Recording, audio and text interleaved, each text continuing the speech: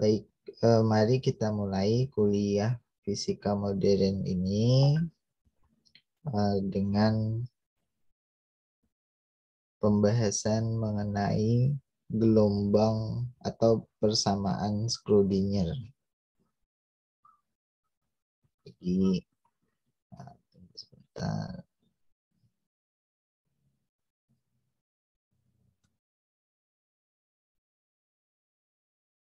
Nah, mungkin sudah kelihatan ya di sini. Widescreen OneNote layarnya. Nah, terakhir kita membahas persamaan Schrödinger, di mana persamaan Schrödinger ini fungsinya tidak lain dari menemukan atau merumuskan fungsi gelombang. Jadi namanya satu persamaan ya, kita gunakan untuk mencari fungsi gelombang. Nah, kita akan bagi menjadi 3 bagian pembahasannya. Yang pertama adalah pengantar aja, mungkin pengantar untuk persamaan Schrödinger. Yang kedua adalah model. Ingat kita punya definisi khusus ya terkait dengan model ini. Kita sebut ini adalah model mekanika kuantum. Kemudian yang ketiga adalah contohnya, atau kita gunakan judul menentukan fungsi gelombang partikel yang ada yang berada dalam kotak tertutup.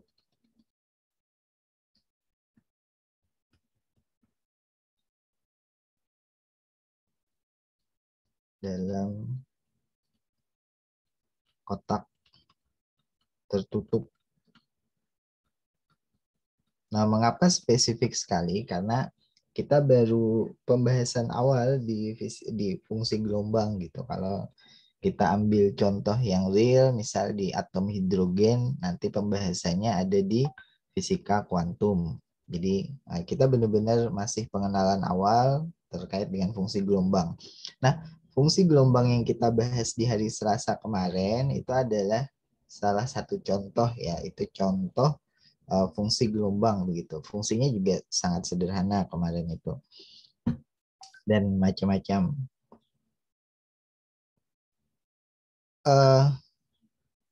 Kita bahas, sorry aku sambil baca WA muncul di apa ini, muncul di laptop. Oke, kita mulai pembahasannya dengan pengantar persamaan Schrödinger. Jadi ini bagian pertama dari materi kita. Dan untuk kalian tahu, Schrödinger itu adalah nama orang, namanya adalah Erwin Schrödinger. Dan waktu itu masih muda, mungkin sekitar umur 20-an kalau nggak salah. Beliau sudah kuliah S3 ya, kalau sekarang doktoral gitu. Dan tahun itu adalah tahun 1925. Jadi hampir 1 abad yang lalu ya. Sekarang kan mau 2022, jadi hampir 1 abad yang lalu. Beliau yang merumuskan persamaan ini sehingga namanya persamaan Schrödinger. Nah, titik mulanya dari mana? Yang pertama kalian tahu mengenai gelombang de Broglie atau de Broglie gitu. Ini adalah persamaan yang kita tahu menyebutkan panjang gelombangnya berapa untuk setiap partikel yang memiliki massa. Dan itu bisa dihitung dari persamaan ini kan, sementara hanya adalah konstanta Planck. Nah, ini kita bisa ubah juga MV-nya ini supaya menjadi energi kinetik, dan energi kinetik kita simbolkan dengan K begitu ya. K ini adalah setengah MV kuadrat. Jadi kalau menggunakan simbol K, maka panjang gelombang de Broglie ini itu adalah H dibagi akar 2MK. Tinggal dibalik aja. Nah, atau hubungannya adalah kalau kalian lihat di sini antara panjang gelombang de Broglie itu berbanding terbalik dengan energi kinetik partikelnya.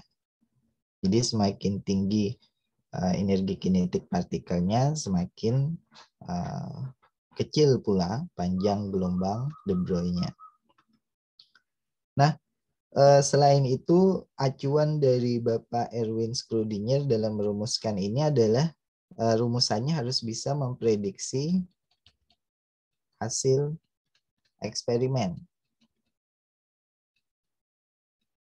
Nah, hasil eksperimen apa? Yaitu spektrum. Ini yang kita pernah bahas di radiasi benda hitam ya. Cuman spektrum yang dimaksud bukan dari benda hitam, tapi dari spektrum gas. Jadi di zaman itu orang membuat gas itu menyala seperti lampu neon ya kalau sekarang ini, dan kemudian cahayanya dilewatkan ke kisi difraksi sehingga terurai menjadi Mejikuhibiniu kalau yang bisa dilihat oleh mata atau panjang gelombang. Nah, spektrumnya dari setiap gas itu beda-beda seperti identitas gitu ya. Ciri khas kalau gasnya hidrogen, garis spektrumnya ada ini gitu, atau panjang gelombangnya ini. Kalian bisa lihat di internet spektrum gas hidrogen misalnya apa saja, spektrum gas helium dan seterusnya. Nah, persamaan Schrödinger diturunkan untuk memenuhi kedua hal ini. Jadi ada sifat dualisme gelombang materi dari gelombang de Broglie, prediksi hasil eksperimen, dan juga ada kuantisasi ya, tapi itu nanti akan muncul sendiri dari konsekuensi persamaan ini. Nah, persamaan ini sebenarnya bisa juga disebut dengan hukum. Jadi kalau dalam ranah klasik gitu ya, kalau klasik kita kenal ada hukum Newton. Hukum Newton ini tentu semua pasti menggunakan ini ya, persamaan Fm dikali A, atau kita juga bisa gunakan persamaan F sama dengan dP per dt. Sama aja. Nah, di kuantum kita punya hukum Schrödinger. Hukum Schrödinger ini ya tidak lain dari persamaannya tadi. Jadi orang seringnya nyebutnya persamaan Schrödinger-nya. Padahal itu juga bisa dianggap sebagai hukum. Nah, persamaan Schrödinger bentuknya seperti apa? Kita sudah sampaikan di hari Selasa bentuknya, tapi akan dituliskan lagi, yaitu turunan 2 kali terhadap variabel posisi ya. Dalam hal ini kita hanya satu dimensi, sehingga kita hanya gunakan sumbu X dari satu fungsi gelombang yang kalau diturunkan 2 kali itu hasilnya adalah 2M per H coret kuadrat. Kalau masih bingung, H coret itu adalah H dibagi 2 kali nilai Pi, 3,14 ya. Dan dikalikan dengan selisih dari energi total dikurangi potensial. Ini adalah fungsi sumbu X juga, potensialnya. Kemudian dikalikan dengan fungsi gelombang. Nah, mungkin dari sini kalian bertanya-tanya kalau melihat bentuk persamaan ini ya. Ini bisa dicoret Pak gitu. Jadi udah selesai persamaannya. Nggak bisa karena kalau kalian lihat di sini ada turunan 2 kali. Jadi sisi sebelah kiri ini harus diturunkan 2 kali dulu gitu, bukan lantas dicoret langsung gitu ya, karena sisi kiri kanan sama.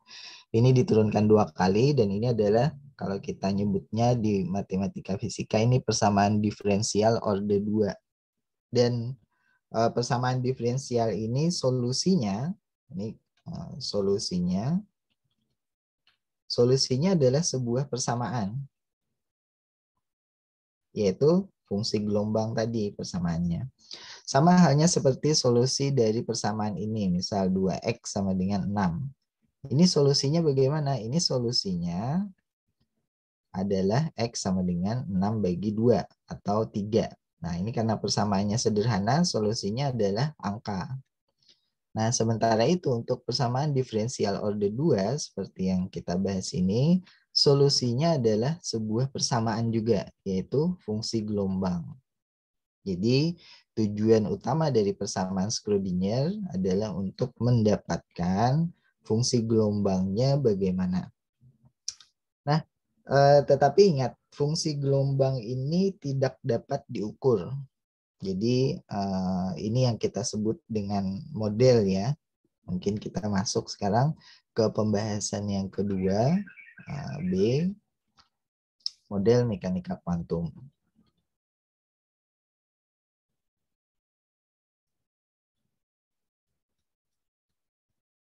Nah, di model mekanika kuantum kita menggunakan model seperti ini. Pertama, fungsi gelombang itu tidak dapat diukur. Maksudnya tidak dapat diukur itu secara eksperimen kita tidak bisa mendapatkan nilai fungsi gelombang. Nah, kalian ingat pada hari Selasa kita itu kan mendapatkan fungsi gelombang begitu ya, tapi itu cuma contoh kan ya.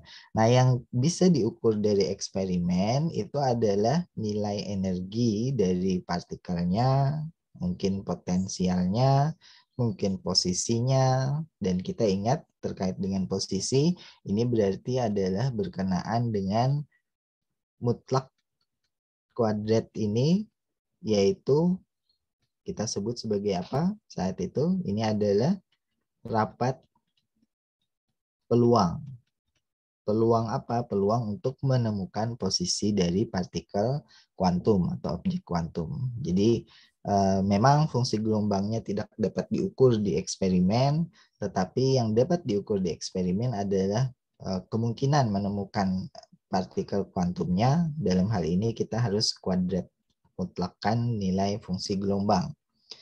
Nah, selain fungsi gelombang ada energi dan juga ada potensial. Jadi dalam hal model mekanika kuantum kita harus mengetahui atau paling tidak memprediksi fungsi potensialnya seperti apa.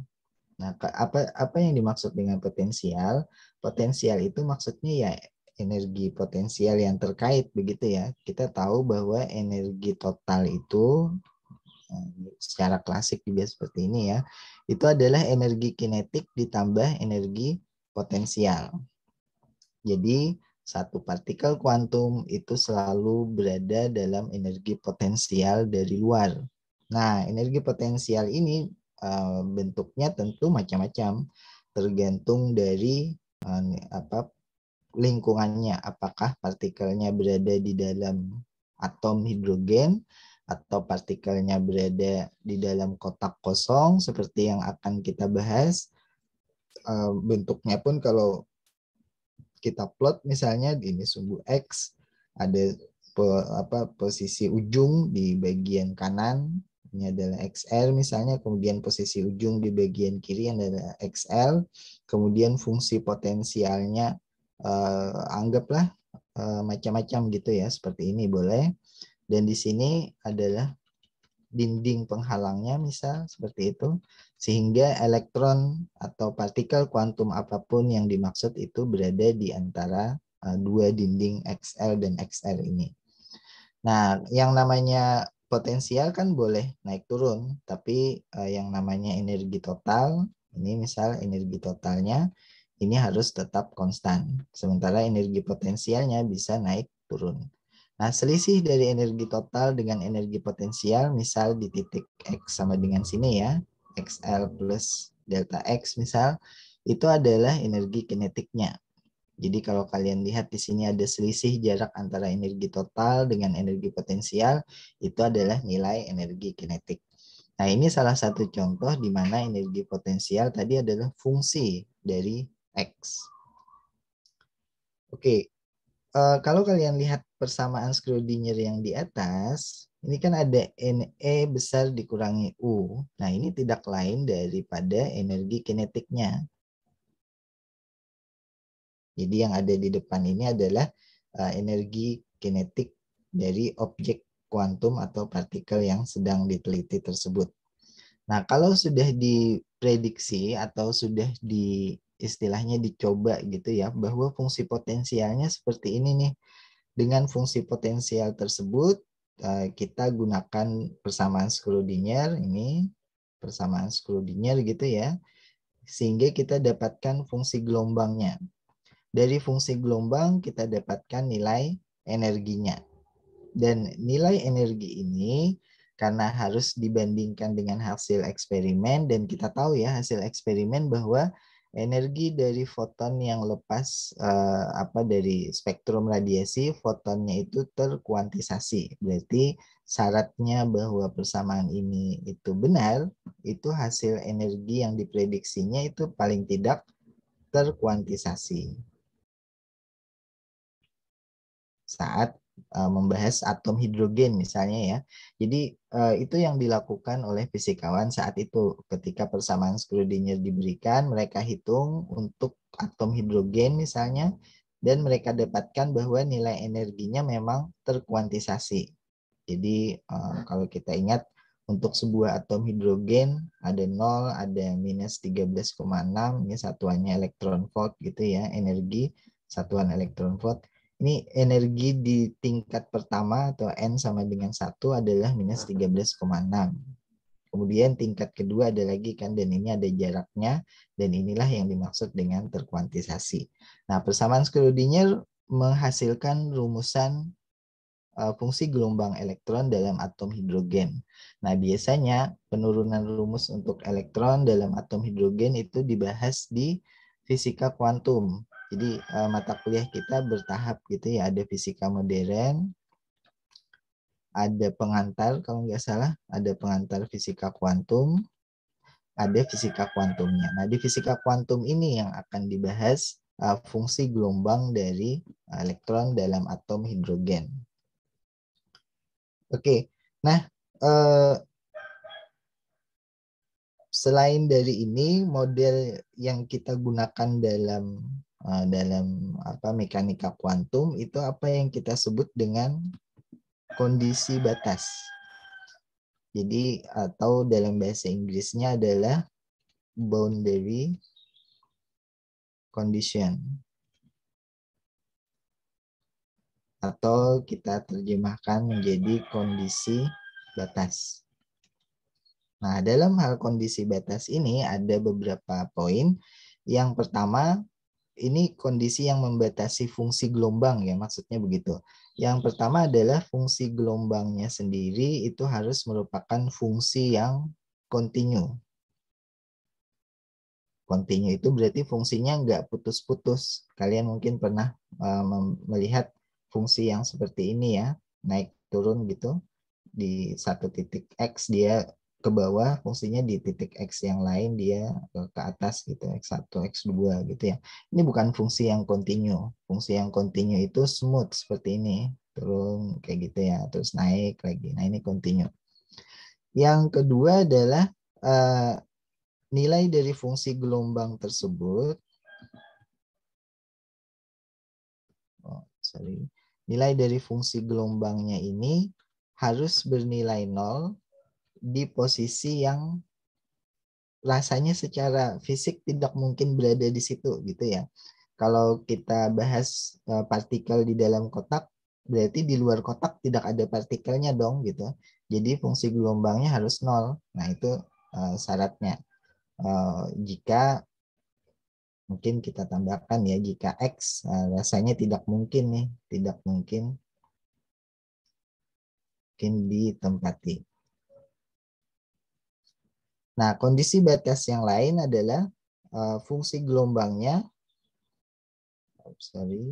fungsi gelombangnya harus bernilai 0 jika X-nya mendekati tak hingga atau X-nya min tak hingga.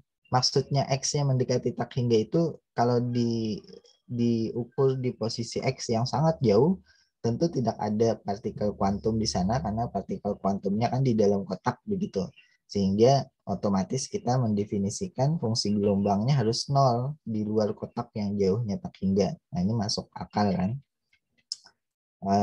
Mungkin kita nggak akan menggunakan fungsi gelombang sama dengan 0 untuk X tak hingga di contoh yang sederhana nanti, tapi ini adalah contoh kondisi batas yang dipakai untuk menentukan fungsi gelombang. Nah, Kondisi batas yang terakhir, dan ini sudah kita pakai sebelumnya, yaitu fungsi ini haruslah fungsi yang ternormalisasi. Nah, kita sudah paham kan, dan kita udah coba hitung-hitung hari Selasa dengan contoh yang sederhana, bahwa ternormalisasi itu maksudnya adalah kuadrat dari ini atau rapat peluang di seluruh ruang ya, ini itu haruslah sama dengan 1 nilainya. Jadi tidak boleh kurang dari 1, tapi dia harus ternormalisasi sama dengan 1. Nah, persamaan Schrödinger yang kita maksud itu harus memenuhi atau menggunakan kondisi batas seperti ini. Nah, untuk menyelesaikan persamaan Schrödinger memang ada berbagai macam cara ya. Misal untuk daftar caranya, ini aku tuliskan lagi, persamaan Schrödinger kita adalah turunan 2 kali terhadap posisi X, yaitu apa yang diturunkan 2 kali, fungsi gelombangnya. Kemudian dari situ kita dapatkan satu konstanta di bagian depan, ini konstanta, kemudian ada energi kinetik yang tadi kita bahas ya, energi total dikurangi potensial, kemudian dikalikan dengan fungsi gelombangnya tersebut. Nah, untuk menyelesaikan persamaan ini, atau dengan kata lain, kalau menyelesaikan itu artinya mendapatkan solusinya ya, dan kita tahu solusinya tadi adalah nilai dari fungsi gelombangnya ini, rumus dari fungsi gelombangnya, itu ada 3 cara. Dan cara yang pertama adalah, mungkin ke atas aja ya. Cara yang pertama kita gunakan teknik matematis untuk menyelesaikan persamaan diferensial order 2. Dan ini tidak kita bahas di mata kuliah kita, tapi di fisika kuantum nanti. Yang kedua adalah menggunakan metode numerik atau komputasi gitu ya, dengan coding biasanya. Dan ini juga tidak kita bahas, ini mungkin ada di fisika komputasi atau fisika kuantum. Nah, cara yang ketiga ini cara yang akan kita pakai, kita coba menebak solusinya. Menebak solusinya untuk sistem yang sederhana saja. Sekedar kita tahu apa sih fungsi gelombang, kemudian bentuknya seperti apa. Tunggu sebentar, ada ini.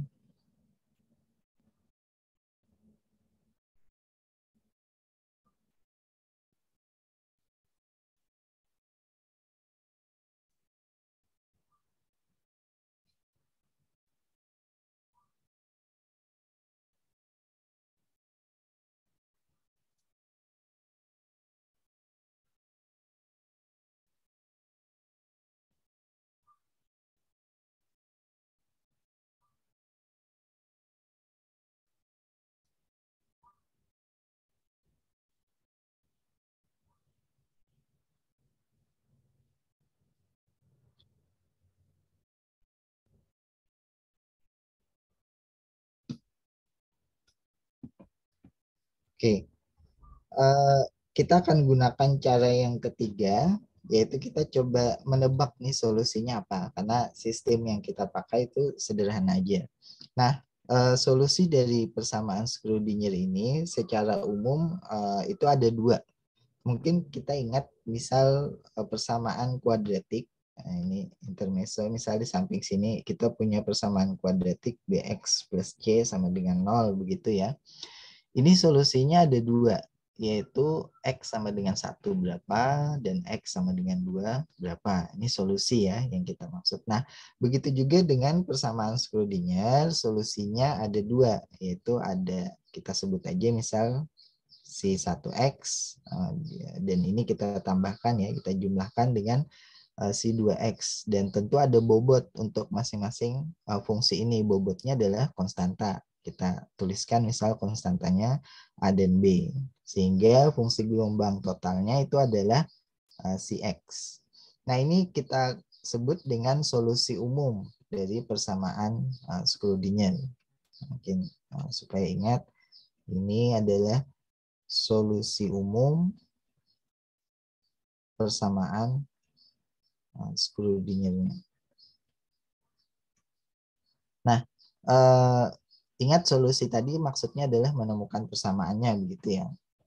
Nah, nilai A dan B itu ditentukan dari kondisi batasnya. Yang di atas tadi ya, ini ada boundary condition. Nanti biasanya kita menggunakan ini, syarat ternormalisasi misalnya untuk menentukan kondisi batas, atau syarat batas 0, samping kiri kanan ada di kotaknya harus 0 begitu ya. Ini juga 0. Nah, kita bisa menggunakan itu untuk mendapatkan nilai A dan B. Nah, dengan demikian ini komplit untuk bagian kedua dan kita akan masuk yang cukup panjang ya di bagian ketiga terkait dengan contoh tadi. Contoh fungsi gelombang untuk partikel yang ada dalam kotak tertutup. Nah, sampai di sini silahkan mengajukan pertanyaan dulu untuk dua bagian ini, A dan B. Aku tunggu di kolom chat, langsung chat DM aja boleh, atau ke forum juga boleh di chatnya, atau langsung bertanya open mic juga boleh. Kita tunggu dulu sampai masuk pertanyaan. Setiap orang harus bertanya ya, supaya aku bisa ngabsen satu-satu. Kalau nggak bertanya, nggak masuk di absennya gitu. Kita tunggu dulu untuk chatnya masuk, di DM boleh atau di forum juga boleh.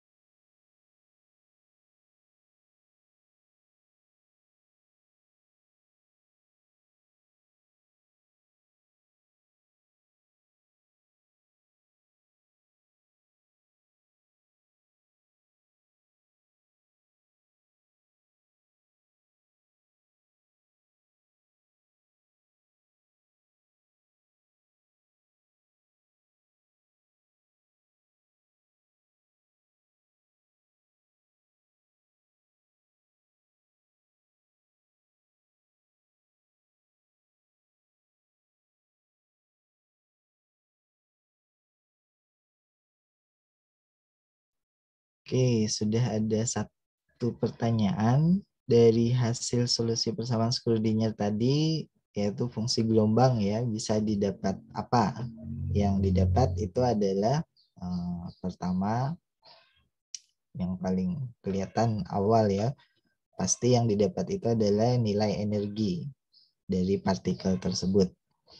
Yang kedua, posisi dari partikel tersebut sebagai fungsi waktu, kalau persamaannya fungsi waktu ya, tapi kalau bukan fungsi waktu hanya posisi saja. Juga momentum, tapi ini nanti dibahas di fisika kuantum, jadi ada cara untuk mendapatkan momentum dari fungsi gelombang, momentum partikelnya. Oke, pertanyaan yang kedua, apakah ada hal khusus untuk syarat ternormalisasi agar bisa dipergunakan dalam persamaan? Tidak ada, itu mutlak ya. Semua fungsi gelombang harus ternormalisasi. Yaitu kalau diintegralkan dari min tak hingga ke tak hingga harus sama dengan 1.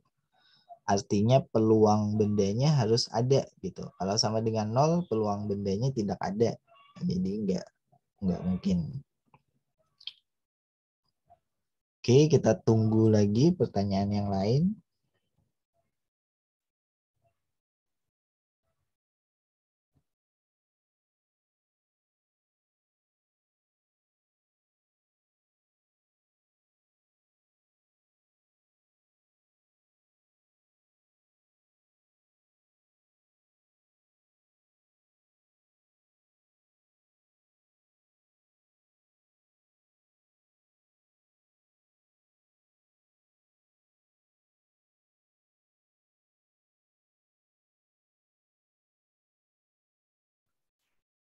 Oke, pertanyaan selanjutnya, untuk mencari posisi tadi menggunakan persamaan yang mana ya? Yang mencari posisi persamaan yang Schrödinger ini nanti kita lihat, atau mungkin jadi tugas yaitu untuk mencari nilai kemungkinan partikel itu berada. Dan kalian sudah menghitungnya hari Selasa kemarin. Kita pakai contoh fungsi gelombang yang sederhana. Kalian hitung kemungkinan partikelnya berada ada di mana. Maksud dari terkuantisasi, nah ini juga pernah kita bahas ya di pertemuan-pertemuan awal, bahwa yang dimaksud terkuantisasi itu adalah nilai energinya, ini aku tuliskan pojok kanan bawah ya, energinya tidak bisa sembarang, harus dinilai tertentu. Nah, dalam hal pembahasan radiasi benda hitam, nilai energinya itu harus kelipatan dari paket energi. Kelipatan di sini aku simbolkan dengan N ya. Dan N-nya boleh nilainya N-nya 1, 2, 3 kelipatan dari itu ya. Paket energinya apa? H dikalikan frekuensi dari gelombang elektromagnetik. Nah, kenapa ini dinamakan terkuantisasi? Karena energinya tidak boleh sembarang nilai. Hanya boleh 1 HV. Ini aku tuliskan di bawah ya. Energinya itu hanya boleh HVK, 2 HV, 3 HV, 3 HV, tidak boleh ada 1,5 HV. Ini enggak boleh. Tidak boleh ada 2,7 HV. Ini enggak boleh juga. Nah, ini maksudnya terkuantisasi tadi.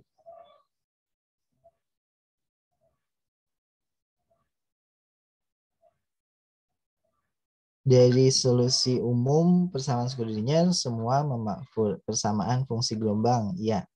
Jadi baik dari C1 maupun C2 itu ya fungsi gelombang juga.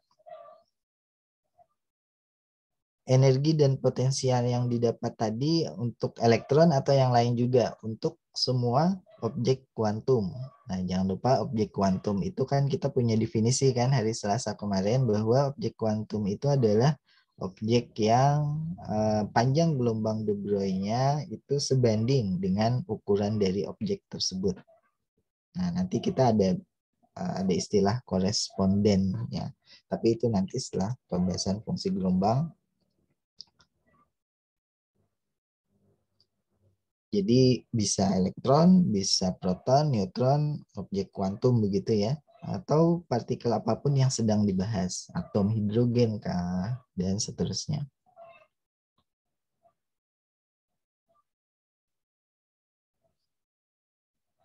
Baik, mungkin kita bisa teruskan ya ke bagian, ada lagi ini. Satu. Maksudnya tadi batas kondisi yang fungsi gelombang harus sama dengan 0 jika X tidak mungkin ditempati ada apa, agar lebih dipahami maksudnya tidak mungkin ditempati. Misal kita akan membahas contoh ini ya. Kita akan membahas mana tadi ya, di sini. Kita akan membahas contohnya ini sebuah partikel yang ada di dalam kotak gitu ya. Ini kotaknya nih. Aku ambil kotak persegi misalnya. Kita berikan penanda sumbu X ya supaya gampang. Ini X sama dengan A, di sini adalah X sama dengan 0. Partikelnya ada di dalam elektron misalnya, dan itu adalah objek kuantum ya, ini sumbu Y gitu. Nah, menurut, atau supaya nggak rancu ini nggak dikasih sumbu, nah menurut syarat batas tadi, partikel ini fungsi gelombangnya harus bernilai 0 di tempat di mana ia tidak mungkin berada. Nah, karena dia ada di dalam kotak terkurung, partikel ini tidak mungkin ada di luar. Ini nggak mungkin ya. Sehingga fungsi gelombang yang ada di luar nilainya 0. Jadi kalau kita tulis fungsi gelombang untuk X yang lebih besar daripada XA itu nilainya 0. Nah, ini syarat batas yang dimaksud. Fungsi gelombang untuk X yang nilainya lebih kecil dari 0 itu juga 0. Karena di luar kotak ya, di sini ini nggak boleh ada. Partikelnya terkurung di dalam kotak. Jadi kita lihat nih sistem yang akan kita teliti atau turunkan persamaannya apa. Dalam hal ini contohnya adalah partikel di dalam kotak. Sehingga kondisi batasnya ada dua ini. Salah di antara kondisi batas yang lain tadi ya. Itu contohnya. Oke, mungkin cukup. Aku teruskan. Kalau masih ada silahkan ditulis di chat ya. Tapi lebih baik ikuti penjelasan ini dulu supaya bisa fokus gitu. Nah, kita akan membahas contoh yang paling sederhana di pembahasan persamaan Schrödinger ini, yaitu fungsi gelombang untuk partikel yang ada di dalam kotak tertutup. Jadi tadi kotaknya sudah aku sketsa sedikit ya. Kotak yang dimaksud itu katakanlah seperti ini. Persegi panjang kah boleh atau kotak persegi biasa, dan ini ada partikel di dalamnya dan partikelnya bisa gerak kiri kanan atas bawah gitu ya. Partikelnya punya massa m, katakanlah ini elektron, dengan panjang dari ruangan yang bisa dia tempati itu adalah L gitu. Nah, karena kita ingin mudah, kita hanya membahas satu sumbu gitu ya. Jadi ini hanya sumbu X, dianggap partikelnya nggak bisa naik turun, tapi cuma bisa kiri kanan gitu. Nah, dan kotak ini itu tidak bisa ditembus secara klasik dalam hal ini ya, ditembus oleh partikelnya.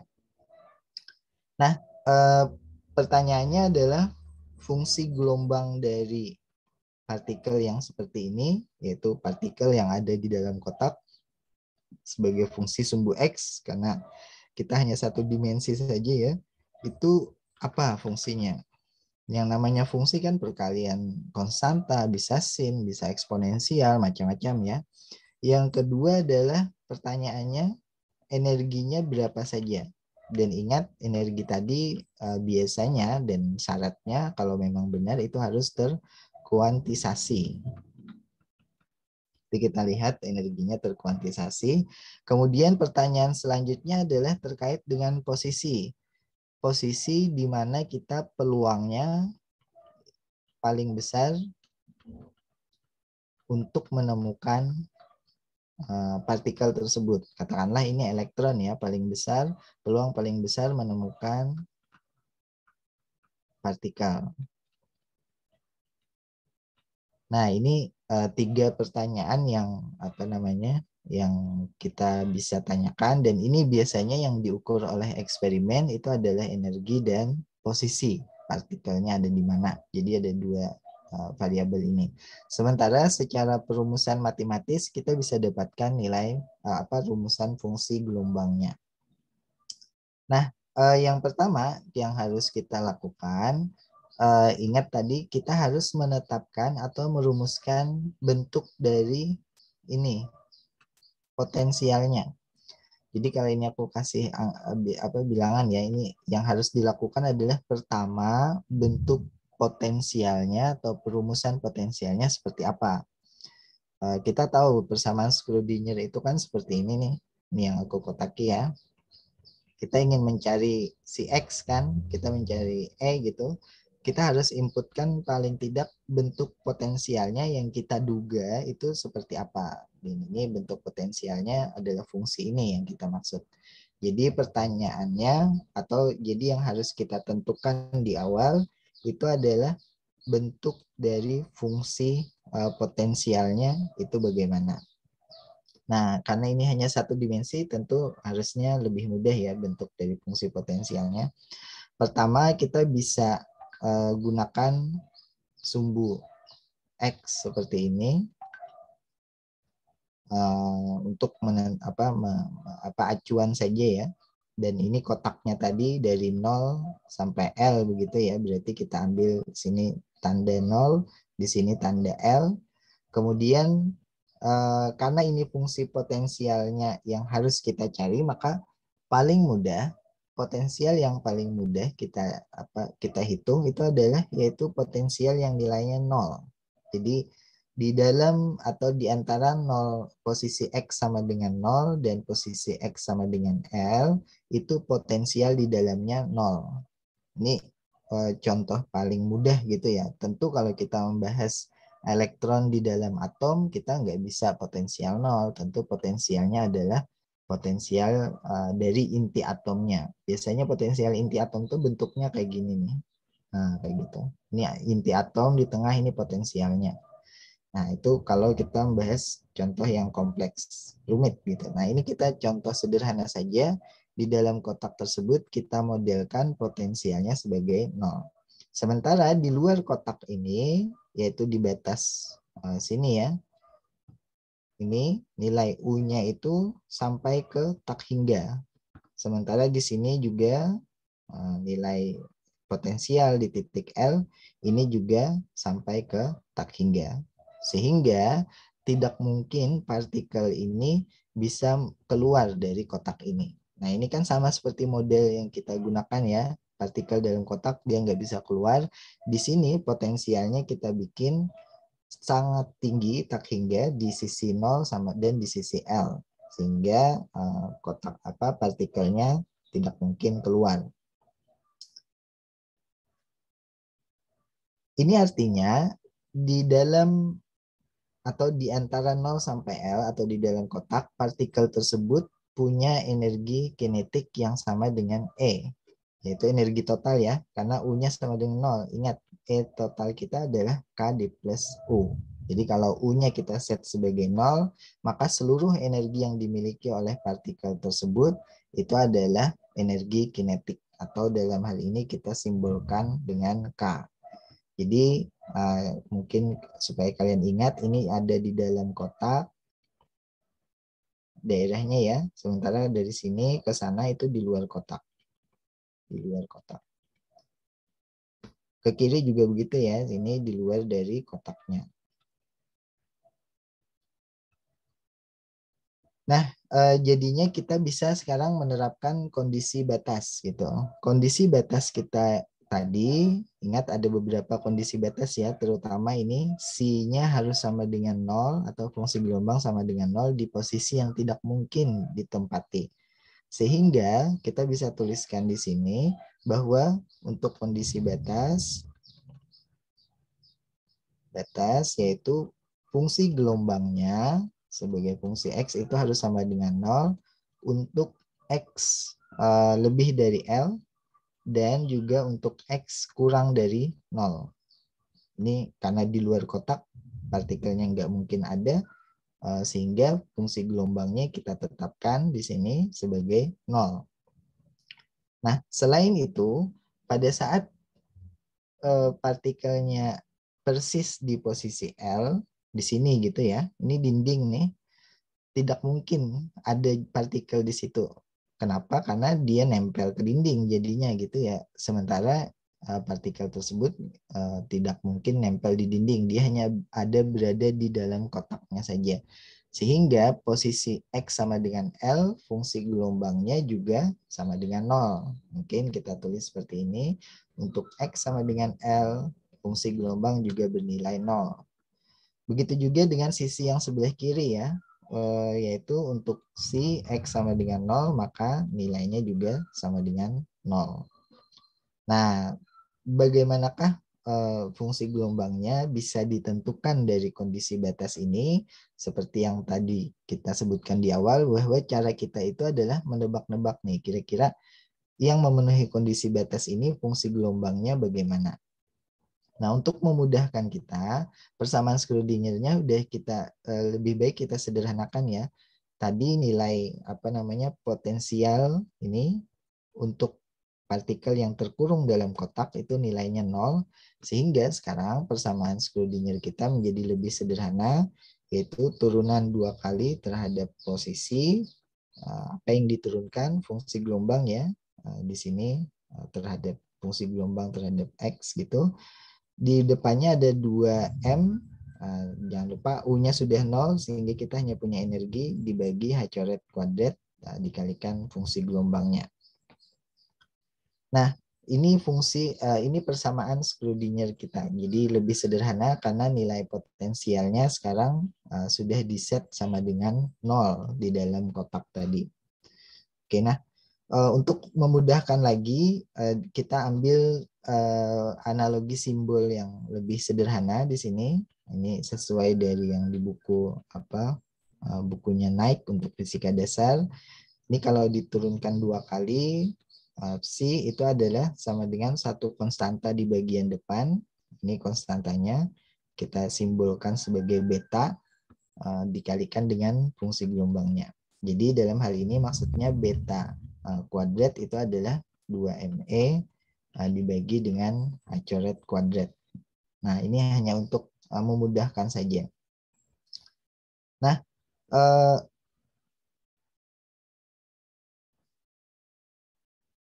dari sini mungkin kalian sudah kita bisa menebak-nebak ya solusinya. Coba kita perhatikan di sisi yang sebelah kiri. Sisi yang sebelah kiri ini satu fungsi yang diturunkan 2 kali itu kembali ke fungsi itu lagi tapi ada konstanta di depannya. Nah, kalau fungsi diturunkan 2 kali kembali ke fungsi itu kita pasti tahu itu adalah fungsi sin. Nah, misal sin X gitu ya. Diturunkan 1 kali menjadi cos X. Nanti cos X diturunkan lagi 1 kali, ini 2 kali turunan ya, menjadi min sin X gitu ya. Udah bisa nebak kan kita dari sini, oh berarti solusi dari fungsi gelombangnya ini itu bisa jadi adalah fungsi sin. Nah, begitu pula dengan fungsi cos. Cos itu kalau diturunkan 2 kali juga kembali ke cos lagi, tapi ada minus di depannya. Nah, di sini ada tambahan beta nih. Beta ini berarti kita bisa tambahkan di dalam sin X-nya ya. Misal, sin beta X. Ini kalau diturunkan 2 kali sin beta X terhadap dx kuadrat, betanya akan keluar sehingga nilainya adalah min beta kuadrat sin beta X. Nah, persis sama seperti ini ya. Jadi kita dari sini sudah bisa menebak-nebak kira-kira nih fungsi gelombangnya itu bisa jadi Bisa jadi itu adalah sin beta X. Bisa pula kita gunakan fungsi gelombangnya itu adalah cos beta X. Nah, tapi ingat tadi bahwa solusi umum dari persamaan Schrödinger kita itu adalah dibangun dari 2 fungsi gelombang. Mana tadi kita tuliskan di sini. Nah, ini. Solusi umum dari persamaan Schrödinger kita itu dibangun dari 2 fungsi gelombang. Nah, kita bisa bikin solusi umum dengan menggabungkan kedua solusi tadi gitu ya. Ini ada 2 solusi di sini. Jadinya kita anggap solusi dari, tunggu aku ganti ke hitam dulu. Kita bisa tuliskan solusi dari persamaan Schrödinger di atas itu adalah jumlahan C1 X ditambah C2 X, tentu ada bobotnya ya, kontribusinya yaitu konstanta A dan konstanta B. Nah, C1X dan C2X-nya itu adalah tidak lain dari sin dan cos. Sehingga kita bisa tuliskan menjadi A, misal di sini sin beta X ditambah B cos beta X. Jadi ini solusi umum. Solusi umum itu kita masih belum tahu ya nilai A-nya berapa, nilai B-nya berapa, kayak gitu ya. X-nya tersebut apakah X saja atau ada tambahan lain. Nah, sementara beta, jangan lupa beta, ini yang di atas, itu adalah akar dari 2ME, H coretnya ditarik akar menjadi H coret saja gitu ya. Betanya adalah nilai tersebut atau konstanta. Nah, sekali lagi A dan B ini konstanta yang bisa kita tentukan dengan menggunakan kondisi batas. Nah, yang pertama kondisi batasnya tadi, ini udah kita list di atas tadi ya. Yang lupa ini kondisi batas kita. Pada saat X sama dengan 0, ini itu nilainya harus sama dengan 0. Jadi kalau di persamaan ini kita masukkan X sama dengan 0, nih ya, untuk C, X sama dengan 0, maka nilainya harus sama dengan 0. Coba kita lihat di solusi umum kita. Untuk 0, ini adalah A sin beta 0 plus B cos beta 0. Nah, di sini berarti sin beta 0 tentu hasilnya adalah 0 ya, karena sin 0 itu adalah 0. Ini A dikalikan 0 plus beta plus B dikalikan 1. Di sini nilainya harus sama dengan 0. Nah, ini kondisi batas tadi ya yang kita terapkan di fungsi gelombang kita. Nah, kondisi batas ini hanya bisa dipenuhi jika sisi sini kan sudah 0 nih. Ini sudah aman ya. Sementara sisi sini masih sama dengan B kan. Ini hanya bisa dipenuhi jika B-nya juga sama dengan 0. Jadi apa namanya? Dengan demikian, kalau kita mendapatkan kesimpulan seperti ini bahwa B-nya harus sama dengan 0, pertanyaan ini kan terjawab nih. Nah, B-nya sama dengan 0. Berarti solusi dari fungsi gelombang kita bisa lebih sederhana sekarang, yaitu si X sama dengan A sin beta X. Karena kenapa? Karena B-nya sama dengan 0, berarti dimasukkan 0, ini udah hilang ya. 0 gitu, nggak perlu kita tulis lagi. Sehingga kita dapatkan solusi seperti ini. Nah,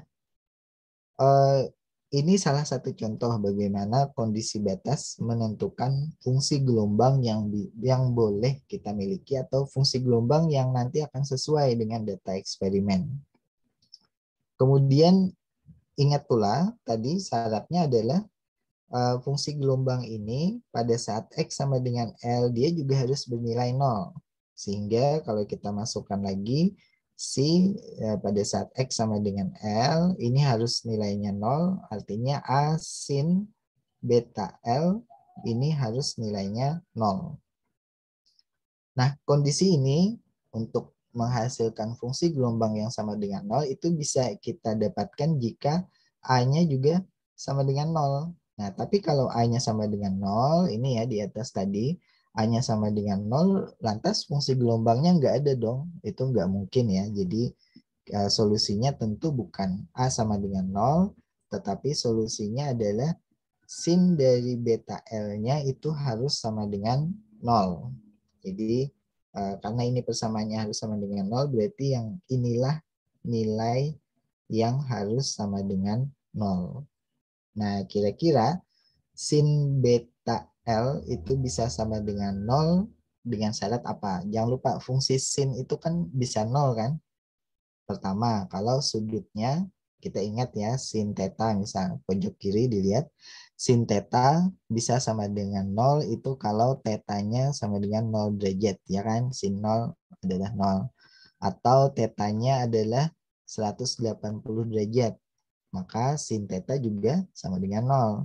Nah, ini kalau dalam satuan radian kita sebutnya ini adalah 0 sementara ini adalah 3,14 radian atau kita sebut ini sebagai pi radian. Jadi 0 radian atau pi radian maka sin tetanya bisa sama dengan 0. Kelipatan apa? Kelipatan pi radian 2pi. Misal sin 2pi ini juga harus sama dengan 0.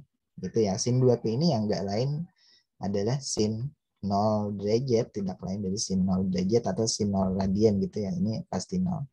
Berarti kelipatan dari pi. Nah, kalau kelipatan dari pi kita akan simbolkan dia sebagai n dikalikan pi. N itu boleh berapa aja? 1, 2, 3, dan seterusnya. Tak hingga gitu ya. Jadi seluruh yang kelipatan pi itu akan sama dengan 0. Nah, itu akan memenuhi kondisi batas ini, yaitu sin beta L harus sama dengan 0. Berarti beta L itu harus kelipatan dari n dikalikan pi. Karena dengan NP maka sin beta L bisa sama dengan 0. Artinya betanya, ini kalau dibalik aja ya, bisa jadi NP dibagi L. Dengan N-nya bisa mulai 1, 2, 3, dan seterusnya. Nah, artinya nilai beta itu bergantung pada nilai N pula.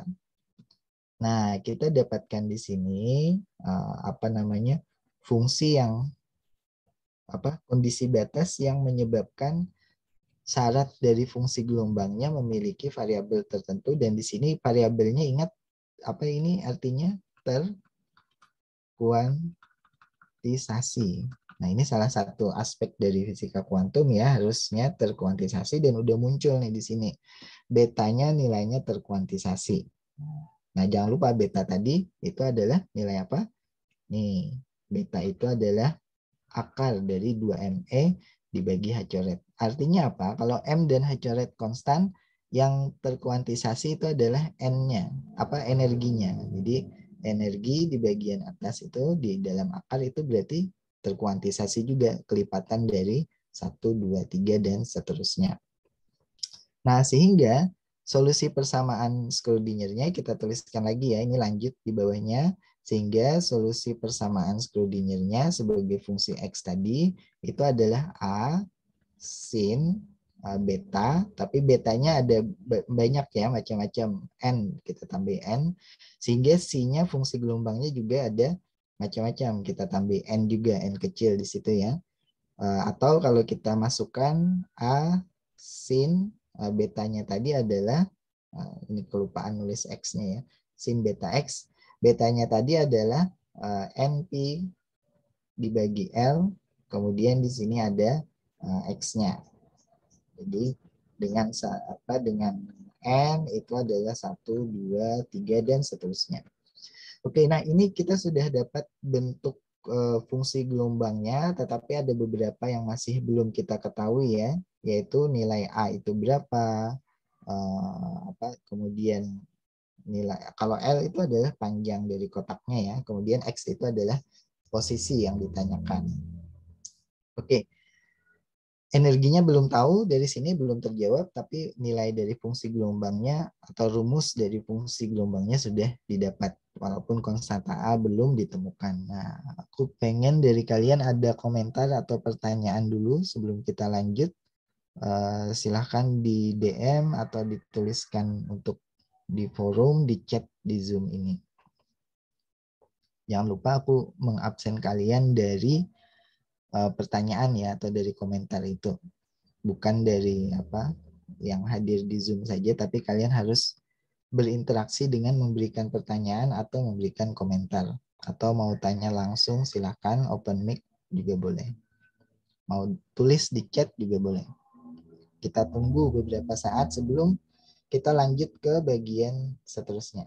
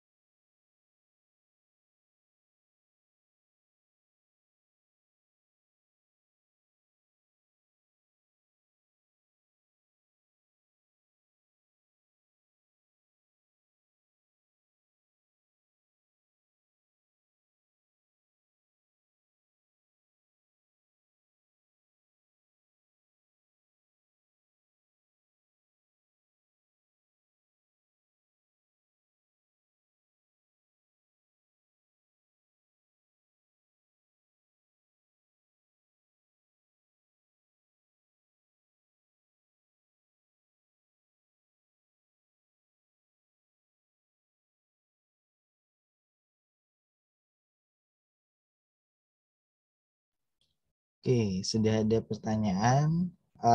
Tadi mengapa ya energi potensial di dalam kotak bisa sama dengan nol? Ini ya, kalian lihat gambar yang uh, gambar yang ini. Energi potensial dalam kotak sampai dengan nol dan maksud di pinggiran kotak energi potensialnya sama dengan tak hingga. Ini fungsi potensialnya ya. Jadi potensialnya energi potensialnya nol, uh, itu artinya untuk menganalogikan bahwa partikelnya tuh benar-benar ada di dalam kotak, tidak keluar gitu ya. Karena kalau kita ambil energi potensial di dalam kotak nilainya tak hingga, ini ekstrim ya, misal energi potensial di dalam kotak nilainya tak hingga, di sini nih U tak hingga, berarti energi kinetiknya adalah nol. Jadi persis gitu ya, energi kinetiknya nol. Energi kinetiknya nol berarti partikelnya itu akan bisa diam di satu titik gitu. Tetapi karena energi potensialnya sangat tinggi menyebabkan partikelnya diam di satu titik, maka ini akan menyalahi, kita memang belum masuk ke pembahasan ini ya, ketidakpastian Heisenberg. Nanti kita bahas itu juga. Ini salah satu cara untuk memandangnya gitu ya. Nah, selain itu, kalau energi potensialnya tidak diset sama dengan nol, misal kita ambil bentuk kayak gini ya, atau energi potensial bentuk kayak gini, fungsi. Bisa juga, tapi contohnya akan lebih rumit untuk dibahas. Jadi penjelasan kedua karena kita ingin memudahkan begitu untuk pembahasan fungsi gelombangnya. Nah, tadi disampaikan di dalam atom hidrogen, energi potensialnya tentu tidak sama dengan nol. Energi potensialnya bentuknya berupa sumur. Nah, di sini kita anggap nol untuk memudahkan saja.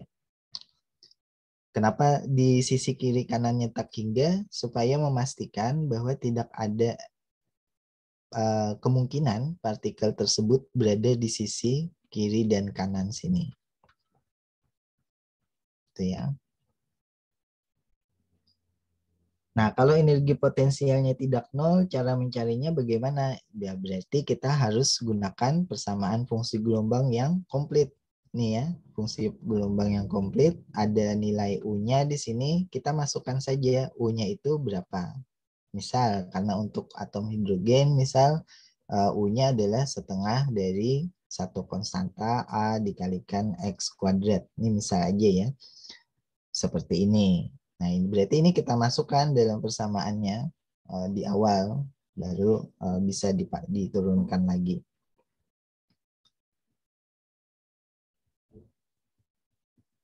Oke, silahkan ditunggu pertanyaannya atau komentarnya yang lain.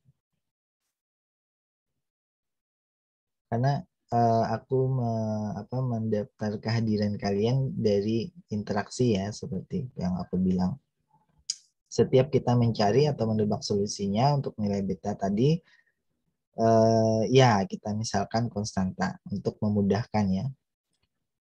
Apa yang terjadi jika nilai partikel sampai berada di luar atau di sisi kanan dan kiri kotaknya? Kalau nilai partikel mungkin tidak ada istilah nilai partikel ya, yang maksudnya mungkin fungsi gelombangnya ada di luar sisi kanan dan sisi kotak. Kiri kotak itu namanya tunneling, tapi nanti kita bahas tunneling itu. Itu adalah peristiwa kuantum di mana ada kemungkinan partikelnya tersebut bisa lepas dari kotak walaupun dikurung oleh potensial tak hingga tadi. Istilahnya bukan nilai partikel, tapi mungkin nilai dari fungsi gelombang. Maksudnya itu ya, ini pertanyaannya. Persamaan energi potensial biasanya sudah disediakan di soal atau enggak? Kalau kalian lagi jawab soal, biasanya disediakan di soal. Kalau kalian lagi penelitian beneran, kalian harus cari referensi atau kalian coba-coba, oh mungkin potensial dari plat kapasitor nih. Misal kalian udah pernah membahas plat kapasitor kan? Potensial dari plat kapasitor tuh bentuknya seperti ini. Jadi tergantung sistem yang lagi diamati ya. Lagi membahas atom kah, lagi membahas molekul kah, lagi membahas partikel yang ada di dalam kotak yang kiri kanan ada plat kapasitor misalnya, potensialnya harus kalian cari. Kalau jawab soal sih biasanya kita sediakan duluan fungsi potensialnya.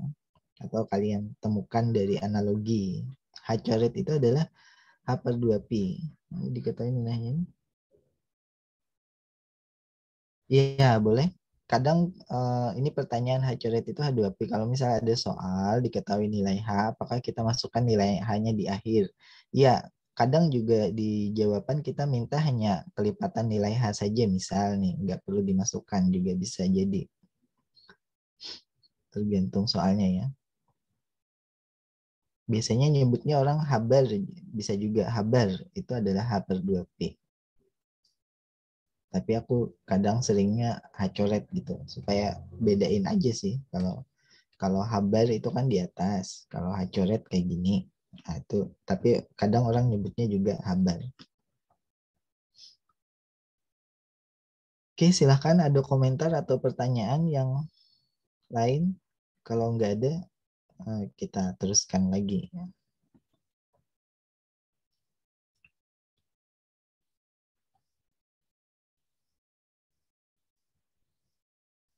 Oke, mungkin bisa kita teruskan ya. Nah, eh, ini aku gedein dulu tadi. Dikecil. Mungkin kayak gini cukup. Ups. Nah, kita sampai pada nilai atau fungsi gelombang yang kita temukan tadi ya, yang udah diturunkan dengan kondisi batas, fungsinya seperti ini. Nah, pertanyaan selanjutnya seperti yang ada di bagian atas tadi, berarti energinya apa saja, nilainya berapa saja nilai energi. Ini kan yang eh, kita tanyakan selanjutnya. Nah, jangan lupa tadi nilai energi itu terkait ada di apa namanya di nilai beta ya. Beta, ini beta kita itu adalah akar dari 2M kalikan E per H coret. Kuadratnya udah hilang karena keluar dari akar ya. Beta ini sendiri kita tahu dari fungsi gelombang di sini itu banyak macamnya. Maksudnya ada banyak nilai beta. Ada beta N1, N2, 3, dan seterusnya ya. Jadi kita simbolkan di sini dengan N. Tentu kalau betanya banyak nilainya macam-macam bervariasi sesuai nilai N, maka E-nya, energinya juga bervariasi sesuai nilai N. Dan beta tahu kita tadi di persamaan ini, persamaan yang di atas ini, bahwa beta itu juga tidak lain adalah N dikalikan Pi dibagi L. Nah, N-nya kan bilangan bulat 1, 2, 3, dan seterusnya. Sehingga dari sini kalau kita balik, kita bisa menentukan nilai dari N dengan dua persamaan ini ya. Dua persamaan ini, kita bisa menentukan nilai nilai dari N, agak ke bawah dulu. Nilai dari energi yang bergantung terhadap N, yaitu ini karena ada akar berarti kita harus keluarkan dia dulu ya. Dari akar berarti ini dikuadratkan semuanya, berarti kita punya N kuadrat dikalikan Pi kuadrat, apa namanya, H coret kuadrat, sisanya berarti 2ml. Gini ya. Ingat H coret tadi H per 2Pi. Jadi ini ada P juga di sini. Mungkin bisa kita sederhanakan lagi menjadi N kuadrat H saja kuadrat dibagi karena H coret per 2Pi. 2 kuadrat 4 dikalikan 2 jadi 8 M masa tetap L. L-nya sekarang karena apa namanya? Ini kelupaan ya, L-nya harus kuadrat karena dia di luar akar 8ml kuadrat. Nah, ini nilai dari energinya. Atau kalau kita tulis lebih sederhana lagi supaya gampang dibaca, EN itu adalah N kuadrat dikalikan H kuadrat dibagi 8ml kuadrat. Ingat nilai N adalah 1, 2, 3, dan seterusnya. L itu apa? Panjang kotak. Kita nggak tentukan ya di awal tadi panjang kotaknya berapa. Mungkin di soal bisa panjang kotaknya 1 nanometer, karena ini harus yang kecil banget ya, kuantum gitu. bisa jadi berapa, dan seterusnya. Ini nggak kita tentukan. Tapi nilai energinya bisa dihitung dari sini. H adalah konstanta Planck, tentu nilainya juga sangat kecil ya, kalau min 3/4 berapa gitu ya satuannya. Nah, kalian cek aja nanti. Dan N pengalinya di depan. Nah, di sini kita lihat berarti nilai energi itu ada energi 1, ada energi 2, dan seterusnya ya, sampai tak hingga energi 1 adalah 1 kuadrat dikalikan H kuadrat per 8 ml kuadrat, atau ini 1 kuadrat 1 ya, ini H kuadrat per 8 ml kuadrat gitu. Ini E1. E2 adalah N kuadrat, berarti 2 kuadrat dikalikan ini lagi ya, dan itu tidak lain dari E1, energi di tingkat di nilai N yang pertama. Dan seterusnya, E3 juga begitu. Cara menghitungnya kita tinggal 3 dipangkatkan 3 untuk dikalikan dengan E1 dan seterusnya. Ini kalau kita sederhanakan berarti cukup E1 aja ya di sini. Yang kedua di sini adalah 4E1, yang ketiga di sini adalah 9E1. Nah, katakanlah E1 ini nilainya, ini berandai-andai saja ya, nilainya adalah misal 1 elektron volt. Ini satuan energi. Berarti E2 nilainya adalah, ini E1, berarti E2 nilainya adalah 4 kali E1, 4 elektron volt. Ini berarti 9 kali E1, 9 elektron volt. Ini adalah E3 dan seterusnya E4. Nah, kita balik lagi ke sistemnya. Ini apa sih? Jangan lupa ini adalah partikel yang terkurung di dalam kotak. Jadi partikelnya ada dalam kotak. Dan ini adalah nilai energi dari partikelnya. Jadi partikelnya tuh boleh punya energi E1, boleh E2, boleh E3, boleh E4, dan seterusnya gitu ya. Tapi nggak bisa barengan karena ini hanya satu partikel. Satu saat dia boleh jadi punya nilai energi E1, di saat lain dia punya nilai energi E2, saat lain dia punya nilai energi E3, dan seterusnya gitu. Nah, biasanya untuk plot energi seperti ini orang akan plot dengan garis vertikal, kemudian di sini adalah 0, kemudian ini misal E1, kemudian ada 4E1, ada katakanlah agak tinggi ya di sini 9E1, dan dibikin garis lurus kayak gini. Ini maksudnya cuma menunjukkan bahwa tingkat energi yang dibolehkan untuk partikel yang ada di dalam kotak. Untuk N sama dengan 1, N sama dengan 2, dan N sama dengan 3. Masih ada di atasnya, masih ada. Cuma kita nggak perlu menggambar semuanya. Ini tingkat energi. Sehingga partikelnya itu digambarkan kalau dia punya energi E1, partikelnya ada di sini. Nanti kalau partikelnya punya energi lebih tinggi, dia ada di sini. Kalau partikelnya energi lebih tinggi, dia ada di N sama dengan 3, dan seterusnya gitu ya. Inilah yang kita sebut dengan tingkat energi. Energi apa? Jangan lupa ini adalah energi kinetik dari partikel yang ada di dalam kotak. Yang kotaknya tadi lebarnya adalah sepanjang L. Nah, dengan demikian kita sudah menemukan nilai energi yang dimaksud. Nah, artinya kita sudah menjawab E ya. Sekarang pertanyaan selanjutnya adalah nilai dari A-nya ini berapa? Ini kan konstanta begitu. Konstanta yang ada di depan tadi. Kita gunakan seperti yang kalian harusnya ingat, cara mencarinya adalah dengan menerapkan kondisi batas bahwa partikel tersebut harus ada di dalam kotak. Artinya kalau kita jumlahkan semua peluang kemungkinan dari partikelnya tersebut berada mutlak kuadratnya ini, maka dia harus bernilai 1. Jadi harus ada dalam kotak. Kalau 0 berarti nggak ada dalam kotak. Itu logikanya ya.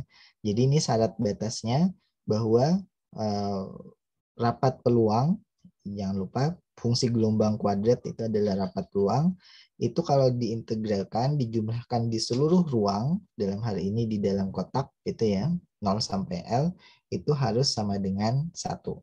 Nah, kalau kita gunakan persamaan yang kita dapat di atas, berarti integral dari 0 sampai L, karena 0 di sini ya, X sama dengan 0, di sini X sama dengan L, 0 sampai L, untuk fungsi gelombang kita dikuadratkan, berarti kita punya di sini A, dan kita ambil subscript N ya, karena tadi setiap bilangannya ada N-nya, AN kuadrat. Ini fungsi gelombang yang kita dapat di atas. Ini ya. Nah ini. Sini kita kasih N nih, biar mungkin ada bedanya nanti, tapi harusnya sih nggak ada bedanya di sini.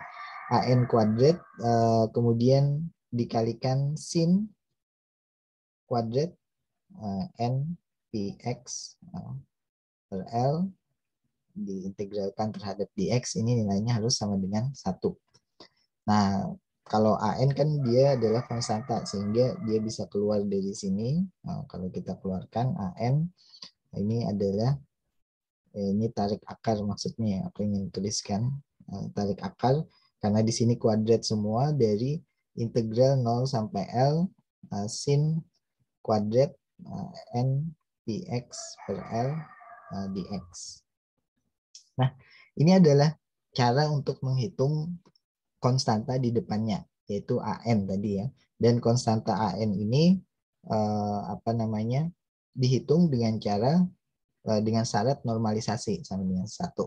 Nah, di sini kita dapat integral dari 0 sampai L untuk sin kuadrat. Nah, ini solusinya ada di rumus ya. Biasanya kalau kalian ngapalin rumus di bagian belakang buku kalkulus, untuk sin kuadrat yang diintegralkan dari 0 sampai L, harusnya kita udah bisa langsung verifikasi jawabannya itu adalah akar 2 dibagi L. Dan di sini tidak ada N ya. Kita nggak masukkan N di sini karena N-nya dari pengintegralan nggak masuk, sehingga konstantanya benar-benar hanya akar 2 dibagi L. Nah, dengan demikian persamaan gelombangnya ini, atau fungsi gelombang yang kita maksud itu adalah Cn. Kita tulis lagi ya yang di atas. Cn itu adalah sekarang A-nya sudah dapat ya, akar 2 dibagi L dikalikan dengan sin, betanya kita masukkan adalah Np per L dikalikan dengan X. Nah, inilah fungsi gelombang yang kita maksud atau yang kita cari-cari gitu ya. Sudah konstantanya dapat, di depan ada akar 2 dibagi L. L panjang dari kotak ya. Kita nggak sebutkan berapa. Dan ini berlaku selama partikelnya ada di di dalam kotak tersebut ya. Tapi kalau partikelnya di luar kotak, maka ini kita tuliskan aja di bawahnya Cn X sama dengan 0 untuk apa? Untuk partikel atau yang berada di luar kotak. Ini syarat batas ya, jadi kita nggak perlu turunkan dua persamaan ini. Nah, tentu kita pakai persamaan di atas ya untuk menentukan nilai dari energinya berapa. Oke, sampai di sini kita sudah menentukan dua variabel. Yang pertama energi, yang kedua adalah konstanta A, sehingga kita bisa dapat nilai fungsi gelombangnya. Oke, aku beri waktu untuk bertanya atau komentar. Silahkan di kolom chat atau langsung, boleh.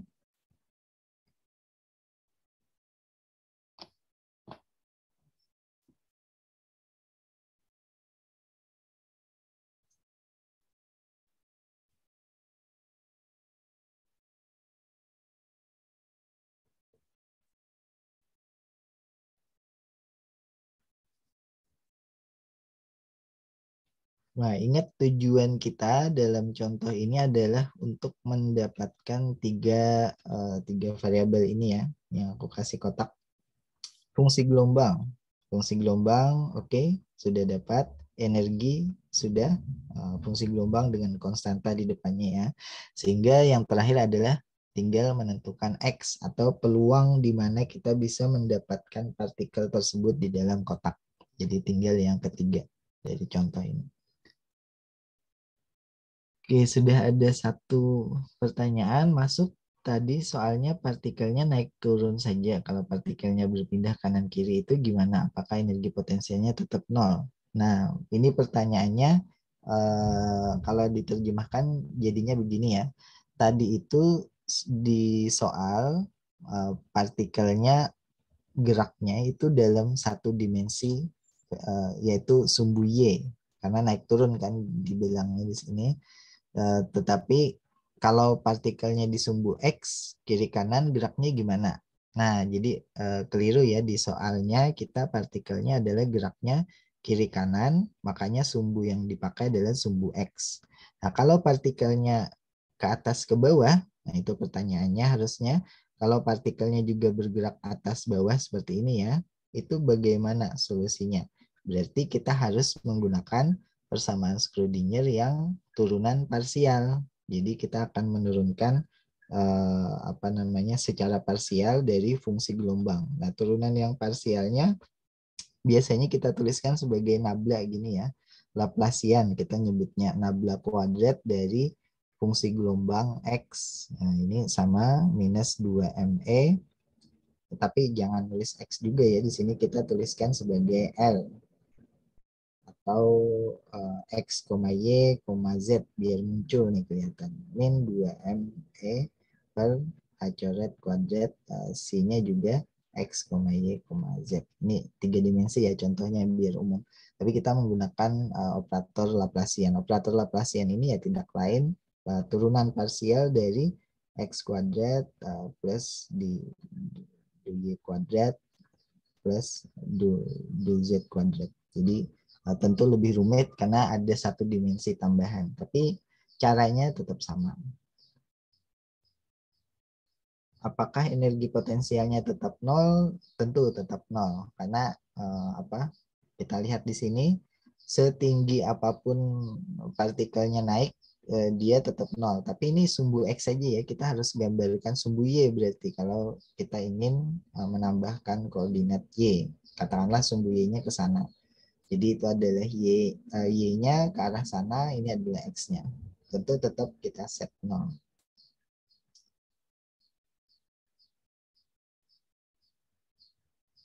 Oke, ada beberapa pertanyaan sudah masuk. Aku urut dulu dari atas. Konsep dari N-nya itu bagaimana ya Pak? Dan interpretasi konsep tingkat energi yang banyak jumlahnya itu bagaimana? Konsep dari N-nya itu bagaimana? Konsep dari N-nya itu kalau kita telusuri tadi yang paling awal ya, di mana N-nya masuk adalah konsekuensi dari syarat batas bahwa sin beta L harus sama dengan 0. Ini ya, aku kasih warna merah. N-nya itu muncul pertama kali karena kondisi batas ini. Sin beta L harus sama dengan 0. Karena sin beta L harus sama dengan 0, maka beta L itu harus bagaimana variabelnya.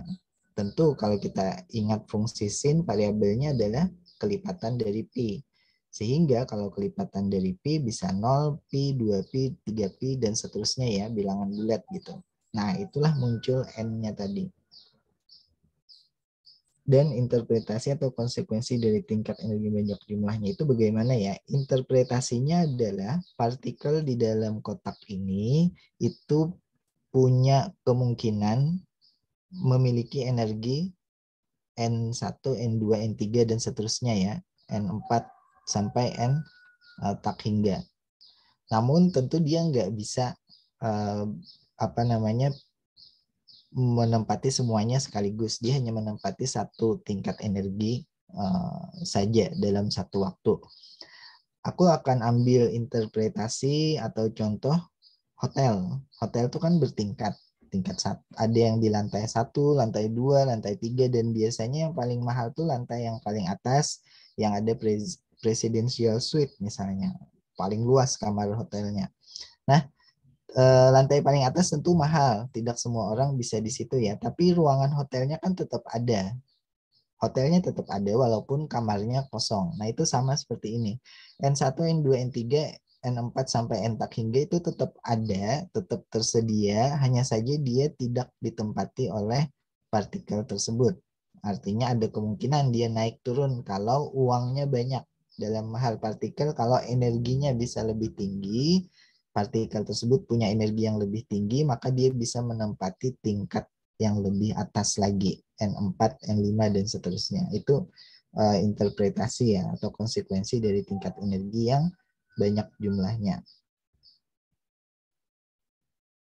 Bagaimana kita tahu bahwa energinya S1, E2, E3? Kita nggak tahu. Ini hanya kemungkinan saja ya. Bisa jadi energinya S1, bisa jadi E2, bisa jadi E3.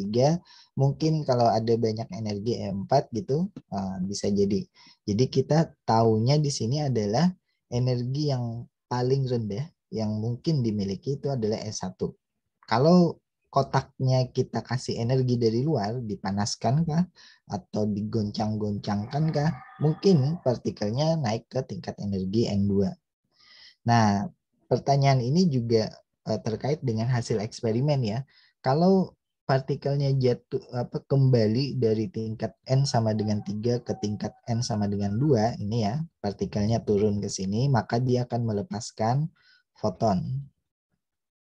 Foton yang nilainya foton gitu ya. Yang nilainya adalah energinya adalah selisih dari E3 dikurangi E2. Dan ini merupakan sorry aku harus menuliskan ulang ke atas mungkin ya. Foton yang nilai energinya ke sini aja ya. Nilai energinya adalah selisih E3 dikurangi E2 dan ini adalah kelipatan dari HF. Nah, nilai energi foton inilah yang akan dibuktikan atau yang akan diamati di eksperimen. Jadi kalau kalian ingat radiasi benda hitam ini analoginya hampir mirip. Jadi partikelnya turun dari tingkat energi tinggi ke tingkat energi rendah, dia melepaskan foton, ada radiasi gelombang elektromagnetik yang diamati di eksperimen. Dan ternyata hasil pengamatan eksperimen sesuai dengan persamaan Schrödinger. Jadi bagaimana cara kita tahu energinya E1, E2, E3 adalah dengan melalui eksperimen. Spektrum energinya akan terlihat.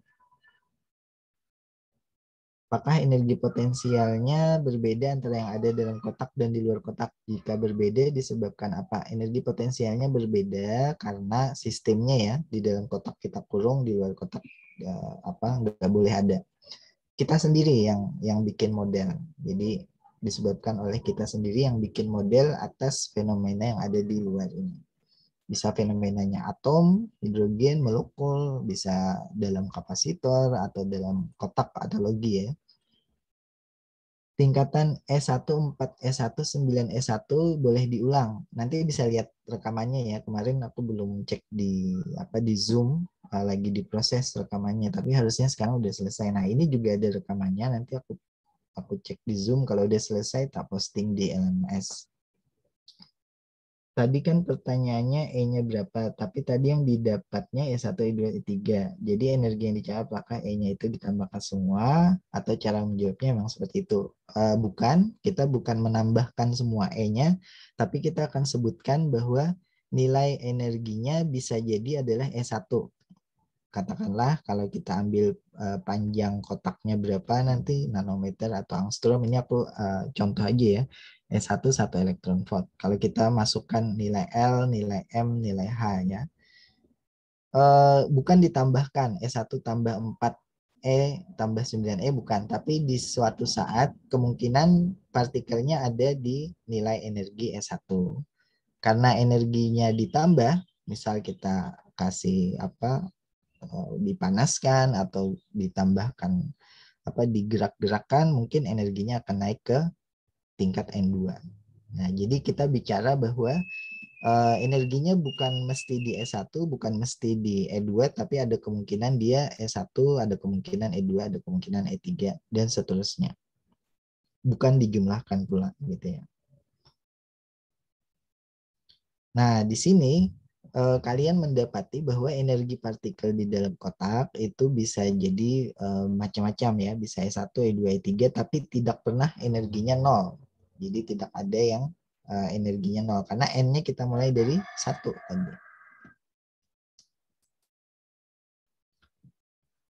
Oke, nah mungkin cukup kita lanjut sedikit lagi, yaitu membahas terkait dengan yang ketiga dalam dalam hal ini adalah kita membahas ini X atau peluang menemukan partikelnya ada di mana di dalam kotak tadi. Karena kotaknya kan panjang, panjangnya adalah sejauh L.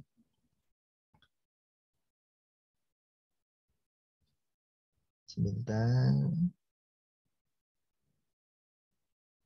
Nah, peluang untuk menemukan partikelnya ada di L sama dengan berapa, tentu kita harus menghitung, masih ingat ini, kita menghitung besaran ini.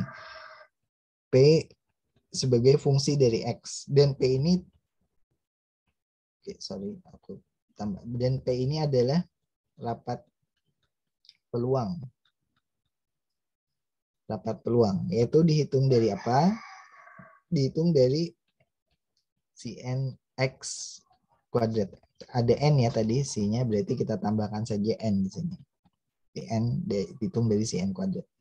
Nah, kalau ini dikuadratkan dari persamaan di atas tadi, ini kan akar dikuadratkan ya jadi 2/L. Kemudian sin ya dikuadratkan jadi sin kuadrat. Ini kalau diplot ya benar-benar sin kuadrat gitu ya, dipangkatkan 2. Np/L. Ini konstantanya tergantung nilai X berapa fungsinya gitu ya. Nah, ini kalau kalian plot fungsi gelombangnya karena sederhana begitu ya. Fungsi gelombangnya adalah sin. Berarti kalau kalian plot di sumbu, plotnya barangkali seperti ini. Sumbu X gitu ya. Dari 0 di sini sampai ke L. Kemudian kita plot apa? Fungsi gelombang yang di N sama dengan 1 ya.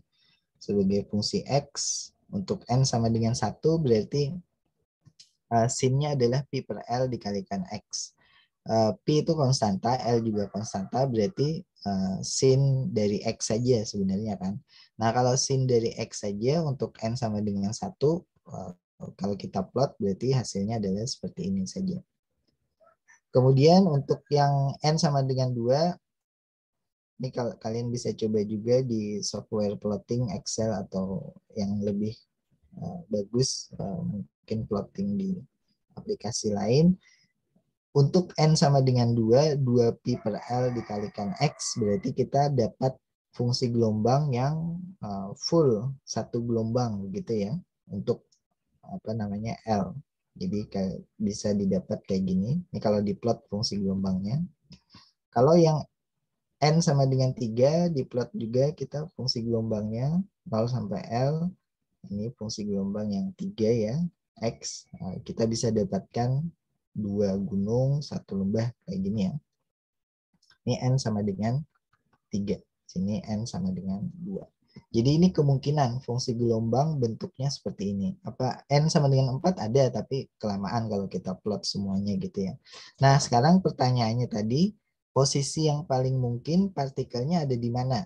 Nah, tentu dari kita menemukannya dengan cara menghitung rapat peluang ya, dan rapat peluang tadi adalah ini 2/L sin kuadrat. Nah, ini kalau kita plot lagi ya, di bawah supaya bisa dibandingkan, ini L-nya ya, di sini 0-nya. Ini adalah nilai dari rapat peluangnya yang sudah kita kuadratkan sini. Maka ini kalau dikuadratkan fungsinya tentu kita akan dapati yang lebih tinggi kayak gini ya. Sorry gambarnya nggak simetris, harusnya simetris di sini. Coba kita bikin bagus dulu. Nah kayak gini kira-kira ya. Nah di bagian yang N sama dengan 2, ini juga kita bisa plot 2 ya di sini. X sini kuadrat, tentu kayak gini nih. Nah jangan lupa minus ya di bawah sini, tapi karena dikuadratkan juga tetap naik. Nah kayak gini. Nah, mungkin kalian sudah bisa menduga sekarang ya posisi yang paling mungkin partikel tersebut berada di sepanjang kotak sepanjang L tadi, itu ada di mana. Ini kalau yang 3 ya kayak gini, semua positif, tidak sorry ini enggak simetris gambarnya, kayak gini lah kira-kira. Nah kayak gini, ada 3. Posisi yang paling mungkin kalau energinya adalah yang terendah, yaitu energinya S1 ya.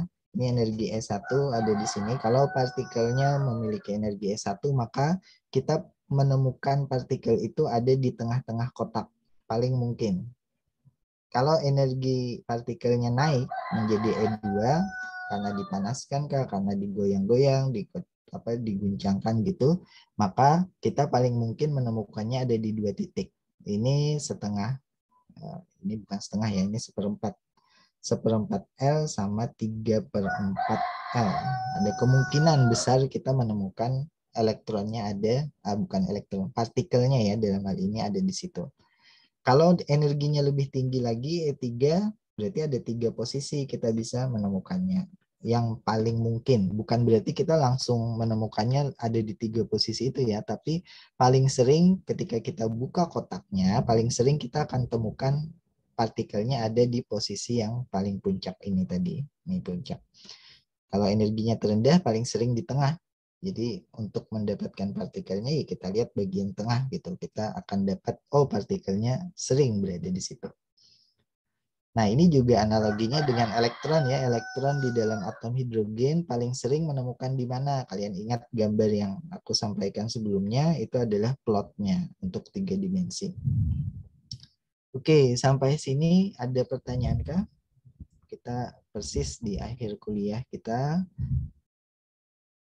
Mungkin yang tadi belum sempat komentar atau bertanya, silahkan masukkan di chat atau tanya langsung. Kalau tidak ada, kita cukupkan sampai di sini. Nanti kalau ingin mengulang, lihat di rekamannya, linknya aku kasih di LMS.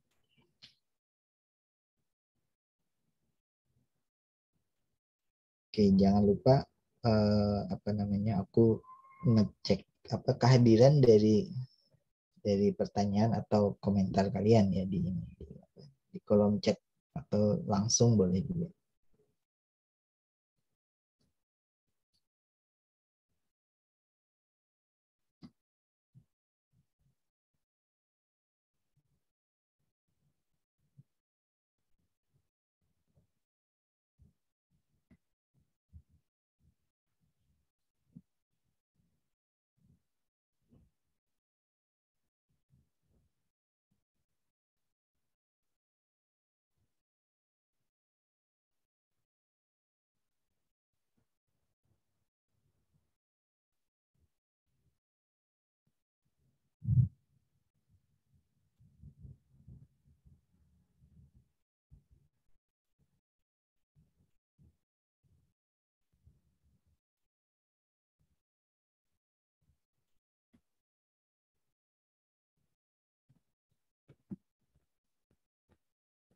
Oke, ada satu pertanyaan.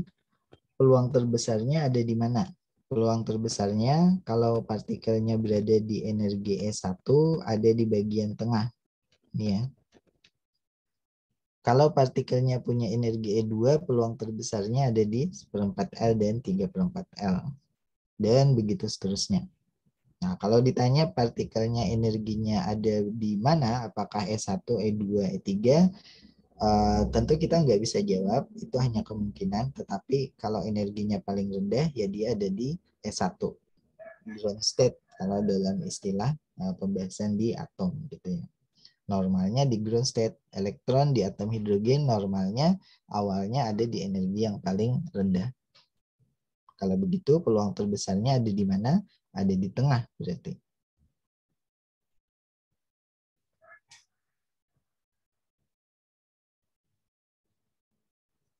Oke, mungkin cukup sudah di ujung kuliah. Nanti kalau kalian sambil cek aja LMS, nanti aku akan buatkan semacam uji pemahaman singkat sama materi kayak biasa. Nanti kalian coba-coba aja di situ. Oke, terima kasih. Assalamualaikum warahmatullahi wabarakatuh. Waalaikumsalam warahmatullahi wabarakatuh. Waalaikumsalam warahmatullahi wabarakatuh. Terima kasih, Pak. Yuk, makasih. Aku tutup ya.